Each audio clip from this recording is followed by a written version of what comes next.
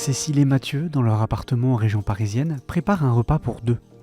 Mariés en 2018, ils ont très vite nourri le désir d'avoir des enfants. Un diagnostic révèle alors que cela leur est presque impossible, une nouvelle qui les a beaucoup atteints. On s'est d'abord renfermé un peu sur nous-mêmes, en mode bulle de protection, il fallait qu'on se protège. Mais petit à petit, on a eu besoin d'en parler à d'autres personnes et surtout à d'autres personnes qui vivaient la même chose que nous. Ils participent alors à un pèlerinage à Sainte-Anne-d'Auray, puis à un parcours avec leur diocèse de Nanterre, et pour finir, un week-end de rencontres entre couples infertiles. Ce qui est un peu difficile à passer le cap, de se dire en fait on va ressasser notre malheur et c'est pas très drôle quoi. Et en fait ça n'a pas du tout été le cas. Nous à chaque fois, on a parlé de ce qui nous arrivait, mais en fait dans une charité, dans une ambiance qui n'était pas justement portée sur le pessimiste en disant de toute façon on va être triste, mais au contraire c'était très joyeux, Et puis on a partagé nos expériences, on en a aussi rigolé, des maladresses des uns et des autres, la manière dont les médecins annoncent les choses, bref, ça a été aussi un point de soutien. Ils sont dans la même galère que nous, ils vivent la même chose que nous, et donc ça fait que même si on ne les connaît pas beaucoup, très peu, c'est beaucoup plus facile de partager des choses avec les gens qui vivent la même chose que nous que des gens qui vivent pas du tout la même chose. Échanger avec des couples d'âge et de parcours différents a permis à Cécile et Mathieu de changer leur regard sur la fécondité du couple. On voit des couples heureux, mine de rien, malgré la difficulté. Et en fait, le premier bienfait et ce qui débloque, c'est que c'est pas parce qu'on a une souffrance, c'est pas parce qu'on a une difficulté, en fait, on peut quand même être heureux. Malgré ça, avec ça, on pourra être heureux et être joyeux, porter quelque chose au monde.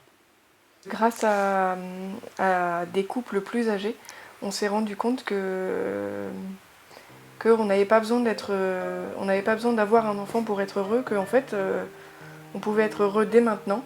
Fallait juste le choisir. Et donc vraiment, c'était très chouette de pouvoir discuter avec d'autres couples qui ont eu des enfants ou qui n'ont pas eu d'enfants, mais qui ont eu le même parcours que nous, pour voir qu'en fait, ils avaient aussi une fécondité et ils pouvaient aussi être heureux. Aujourd'hui, le couple a fait le choix de l'adoption et regarde vers l'avant. Plus serein, il souhaite même témoigner et accompagner les couples qui, eux aussi, sont en espérance d'enfant. Un couple qui fait face à l'infertilité vit évidemment une souffrance qui peut isoler le couple du reste, qui peut isoler le couple de l'extérieur, de ses amis, de sa famille. On a l'impression de ne pas vivre au même rythme que les autres. Il y a plusieurs stades, il y a plusieurs étapes à passer, que c'est très facile pour l'entourage de dire « mais faites-vous aider, prenez des bonnes décisions, commencez un parcours médical ». L'entourage a souvent un avis très avisé sur la question et il faut garder en tête que l'espérance d'enfant ne concerne que le couple.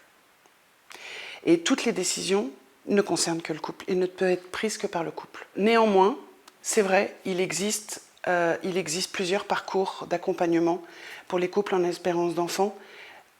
Et puis c'est très important aussi de se sentir entouré de personnes, de couples qui vivent la même chose. Ça permet aussi de parler le même langage, de poser des mots sur les mots. On retrouve des couples qui nous ressemblent, avec qui on peut partager. Donc en fait, cette souffrance qui a isolé, finalement, c'est une souffrance qui va rayonner. Il ne faut pas hésiter à multiplier les expériences pour trouver quelque chose qui puisse nous correspondre, sans non plus rentrer dans un acharnement. On fait tous les week-ends, on fait toutes les retraites, parce qu'il y a un moment, c'est juste une aide. Mais ça permet aussi de créer de belles amitiés, de rencontrer des couples qui sont passés par là, qui ont passé l'épreuve et qui vont bien.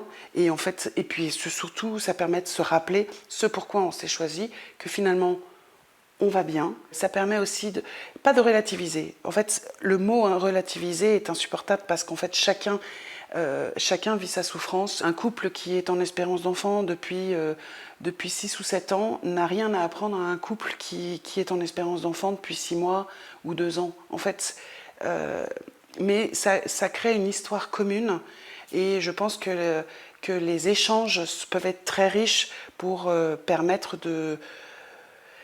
de prendre du recul et de respirer à nouveau et de vivre cette chose en communion.